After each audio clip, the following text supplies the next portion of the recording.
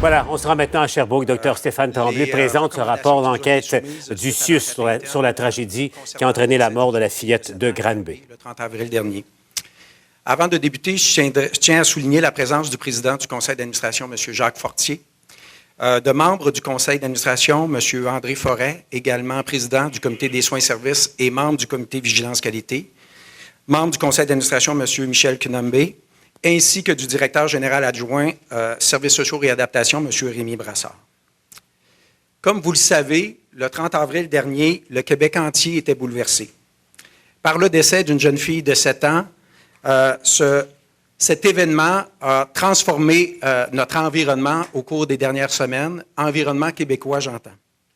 Tout comme la population, la communauté du CIUS de l'Estréchus, nos professionnels, nos médecins, nos étudiants, notre conseil d'administration et moi-même avons été ébranlés par ce décès.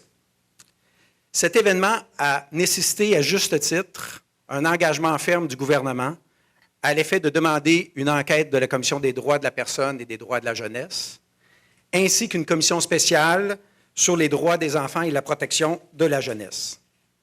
S'ajoute à ces deux enquêtes, ainsi qu'à l'enquête interne, l'enquête policière qui est toujours en cours actuellement, et bien sûr, l'enquête du coroner avec audience publique.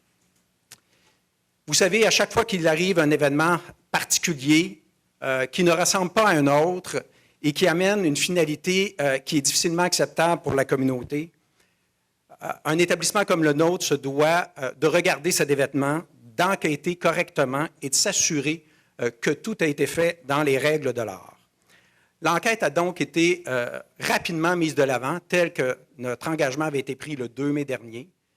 Vous vous rappelez également que nous avions convenu que l'enquête devait se terminer pour le 30 juin.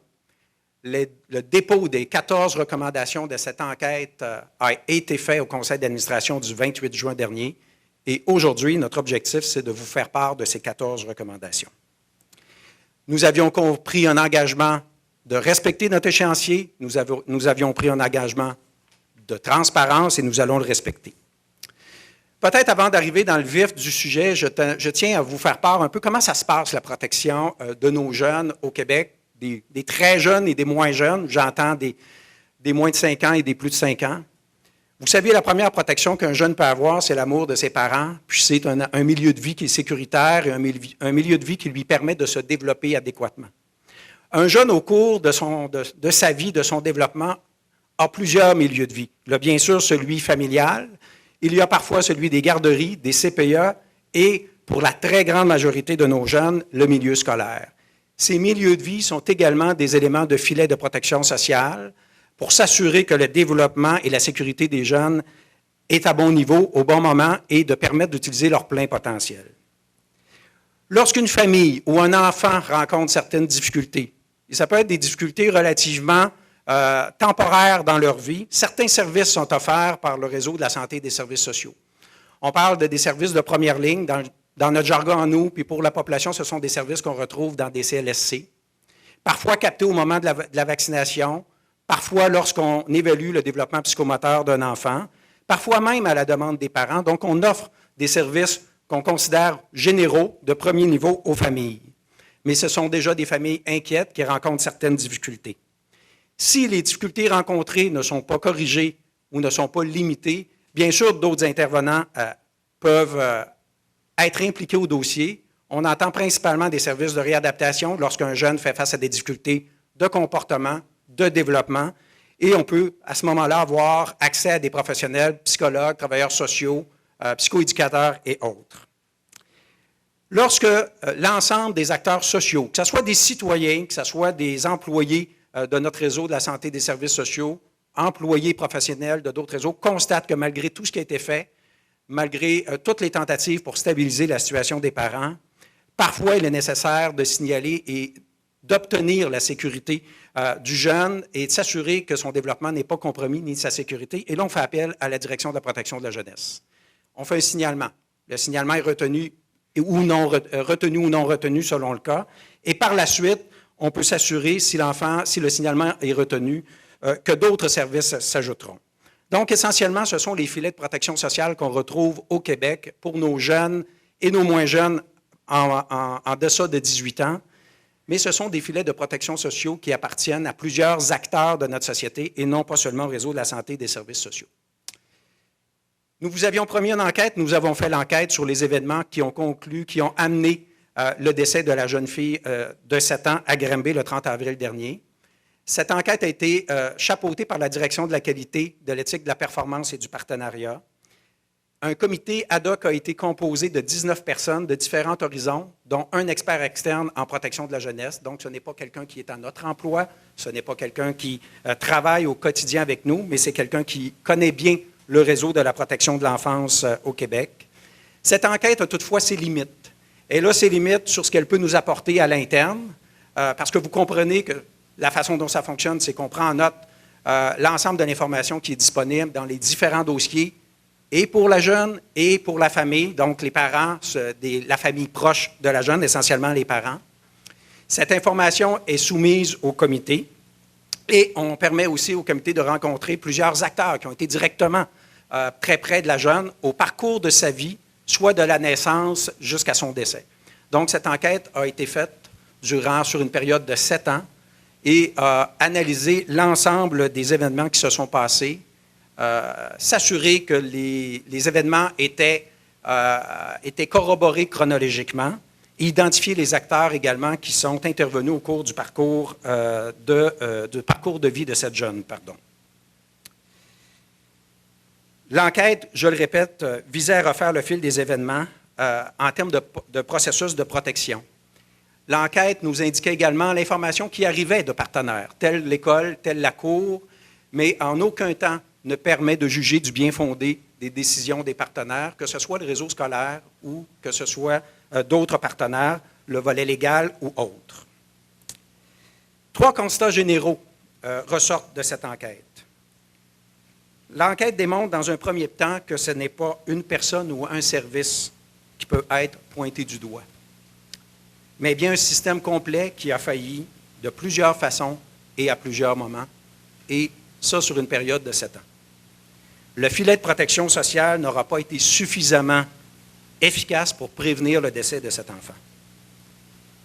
Il est ressorti de l'analyse de l'événement que tout au long de la vie de cet enfant, une panoplie de services lui a été offerte par le réseau de la santé et des services sociaux, des intervenants qu'on retrouve en CLSC, des intervenants qu'on retrouve au niveau de la réadaptation, des intervenants de la direction de la protection de la jeunesse, des médecins, et que l'ensemble des intervenants, des gestionnaires impliqués, des médecins, ont démontré leur engagement envers cette famille et envers cette jeune.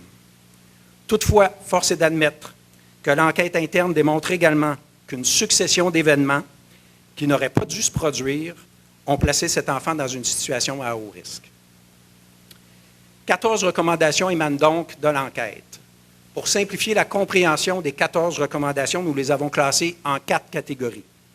Pour la sécurité et le développement des enfants, pour une meilleure prise en charge des enfants par les intervenants des différents services, pour des mécanismes de contrôle et de suivi rigoureux, et pour le soutien de nos ressources humaines. Pour des fins afin de faciliter votre compréhension, je vais nommer les recommandations. Je vais les expliquer par des exemples qui n'ont pas de lien direct avec la situation qui nous concerne, soit le décès de la jeune fille, mais qui vont quand même, en tout cas à tout le moins j'espère, vont vous permettre de mieux comprendre la portée des recommandations. S'assurer que les intervenants en protection de la jeunesse se rendent dans le milieu de vie des enfants le plus souvent possible. Actuellement, nous avons des intervenants qui travaillent au quotidien à soutenir la sécurité et le développement psychomoteur de nos enfants, mais qui font face à une tâche colossale qui est composée d'activités cliniques, qui est composée de tâches administratives et qui ne leur permettent pas, à toute fin, de s'assurer que les pratiques exemplaires sont toujours faites au bon moment, pour la bonne personne et de la bonne façon. Devant la tâche, la hausse des signalements, la pénurie de la main-d'œuvre et devant la charge administrative, parfois imposée par le réseau de la santé et des services sociaux, parfois demandée et exigée par un partenaire, nos intervenants peinent à la tâche actuellement et c'est un défi important que nous avons à rencontrer. Deuxième recommandation, garantir la planification d'une vie future stable pour les enfants de 0 à 5 ans retirés de leur milieu familial. On fait appel ici à la notion de projet de vie. C'est-à-dire qu'on souhaite, lorsqu'un enfant est sorti de son milieu familial pour une raison qui appartient à la situation, c'est toujours des raisons sérieuses, on souhaite que rapidement cet enfant, lorsqu'il est en très jeune âge, ait une réflexion, qu'on puisse porter une réflexion pour que son parcours de vie soit le plus stable possible. Est-ce que c'est un enfant qu'on peut penser retourner auprès de sa famille biologique? Est-ce que c'est un placement en majorité? Est-ce que c'est un enfant qui devrait prendre la voie via un processus d'adoption? Donc, différentes possibilités sont à réfléchir pour l'ensemble de nos intervenants et nos partenaires. La troisième recommandation, proposer d'ajuster la loi sur la protection de la jeunesse pour pouvoir intervenir auprès des conjoints qui ne sont ni les parents biologiques ni les parents d'adoption. Vous savez, la cellule familiale au Québec s'est grandement modifiée au cours des 20 dernières années. Actuellement, les familles, on fait face à des familles recomposées. Parfois, on a un parent qui a la garde de l'enfant et qu'il a une conjointe ou un conjoint. Ce parent-là est bien sûr soutenu, accompagné et encadré parfois par les intervenants en protection de la jeunesse, mais ce n'est pas réellement le cas pour le conjoint qui n'est ni le parent biologique ni le parent d'adoption. Nous croyons que cette recommandation, qui a été portée à l'attention du ministère de la Santé et des Services sociaux, devrait faire partie de la réflexion de la Commission nationale sur les droits des jeunes et la protection de l'enfance. Deuxième grande catégorie de recommandations, pour une meilleure prise en charge des enfants par les intervenants de différents services, de divers services, harmoniser les services du CLSC en CLSC sur le territoire de l'Estrie, renforcer la communication et la collaboration entre les services offerts dans les CLSC et les services en spécialité, les services spécialisés. Nous savons actuellement que l'ensemble des points de service CLSC ne donnent pas de la même façon, au même niveau, une offre de service pour la clientèle 0-18 ans. Nous savons que nous avons un travail à faire. Nous n'avions pas besoin de l'enquête pour nous informer de cet état de situation. Nous étions déjà en mouvement. Par contre, l'on constate avec l'enquête que les communications, lorsqu'un service spécialisé est arrêté, je vous donne un exemple, un jeune a un problème de langage, il est suivi en orthophonie pendant un certain temps, pendant plusieurs sessions. Il y a d'autres déterminants, troubles de comportement, difficultés d'adaptation au niveau de la famille qui sont également pris en charge. Au-delà d'être orthophoniste, on voit un peu la situation d'un enfant lorsqu'on le rencontre, lorsqu'on le voit interagir avec ses parents.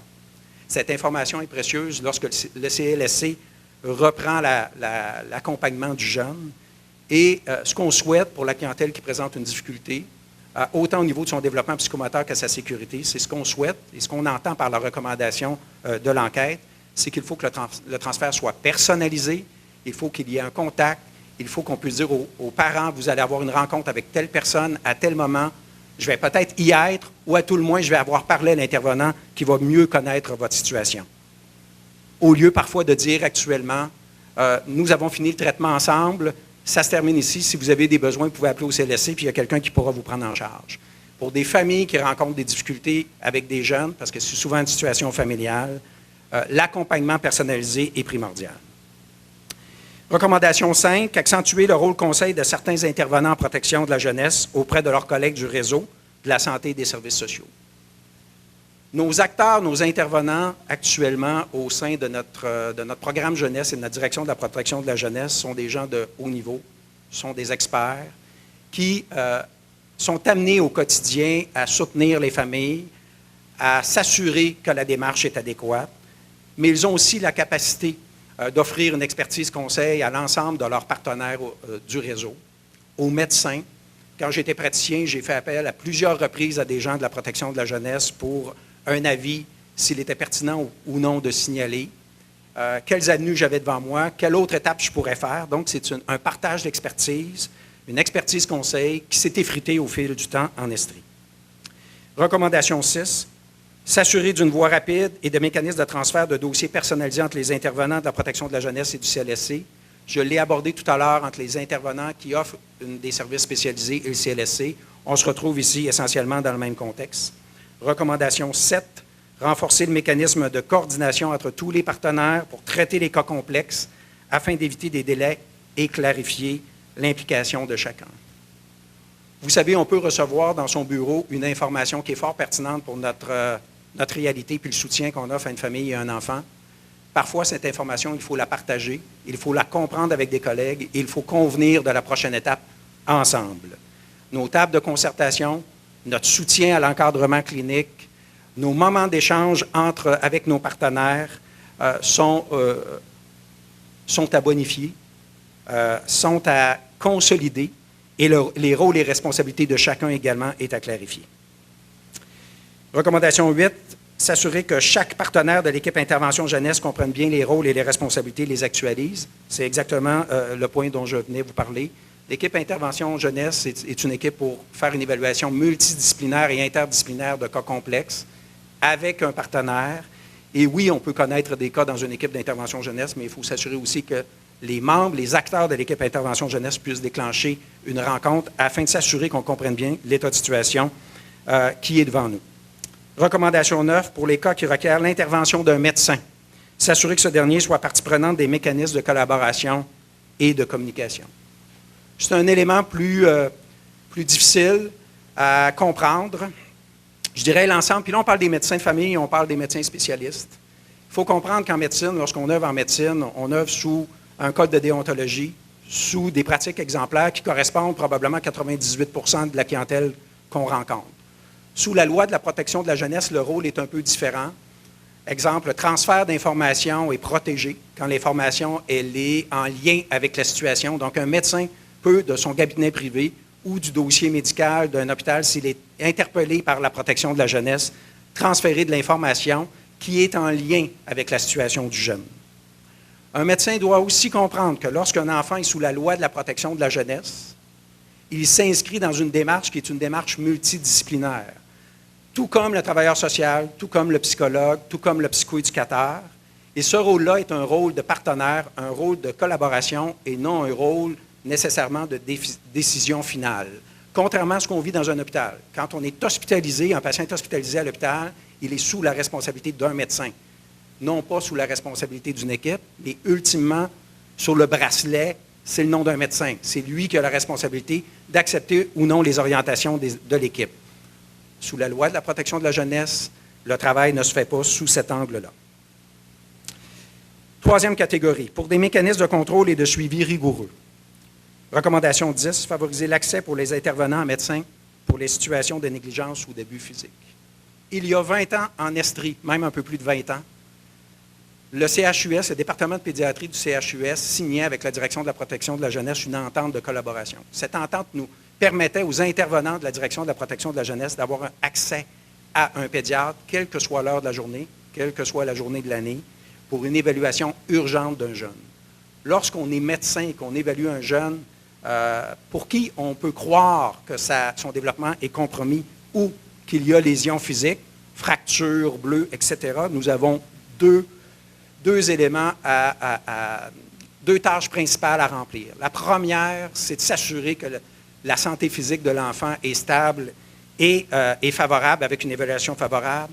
La deuxième tâche, même si on est médecin, c'est de s'assurer que cet enfant-là est en sécurité. Donc, si, malgré le fait que son état de santé est bon, si, comme médecin, nous pensons que cet enfant-là n'est pas en sécurité, le seul geste que nous avons à poser, c'est de l'hospitaliser. Recommandation 11, formaliser les délais de transmission des rapports d'évaluation de la pédopsychiatrie aux médecins référents. Ici, on fait référence à un délai qu'il y aurait eu en lien avec la transmission d'un rapport suite à une expertise. Recommandation 12, réviser la procédure de suivi de la qualité des milieux où les enfants sont confiés. On parle ici des familles d'accueil de proximité. On parle ici des familles d'accueil postulantes ou des familles d'accueil, des ressources type famille d'accueil. Cette procédure actuellement est en transfert sous la direction de la qualité. La démarche est en révision et nous sommes déjà en action sur cette recommandation. Recommandation 13, s'assurer que les directions concernées mettent en place un plan d'action pour pérenniser les recommandations du rapport. Le plan d'action soumis au ministère le 21 juin dernier, le plan d'action pour améliorer la situation en protection de l'enfance en Estrie, est plus large que les 14 recommandations. Ce plan d'action ainsi que les 14 recommandations seront suivis régulièrement au conseil d'administration via le comité de vigilance qualité. Nous en avons pris un engagement. Recommandation 14, intensifier les démarches pour attirer et retenir le personnel en protection de l'enfance et de la jeunesse. Je vous l'ai déjà mentionné, mais je vous le répète, Notre personnel actuellement, ce sont des intervenants de haut niveau, compétents, mais qui, parfois, dans leur réalité quotidienne, n'ont pas toutes les situations gagnantes pour mettre en place l'ensemble des pratiques exemplaires.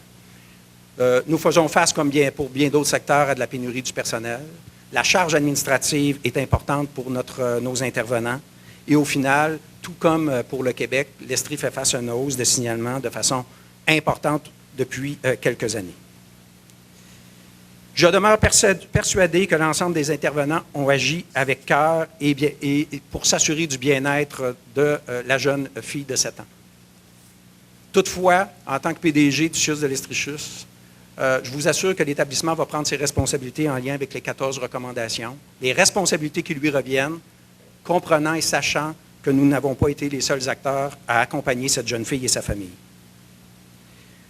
Nous n'avons pas attendu les recommandations du rapport avant de se mettre en action. Nous avons d'ailleurs, comme je vous l'ai mentionné il y a quelques minutes, un plan d'action beaucoup plus large que les 14 recommandations. Plan d'action qui a été mis à niveau une première fois en mai 2019, suite à celui que nous avions transmis au ministère de la Santé et des Services sociaux en décembre 2018. Et une dernière révision a été soumise au sous-ministre, M. Yvan Gendron, et à la sous-ministre adjointe, Mme Lynne Jobin, le 21 juin dernier,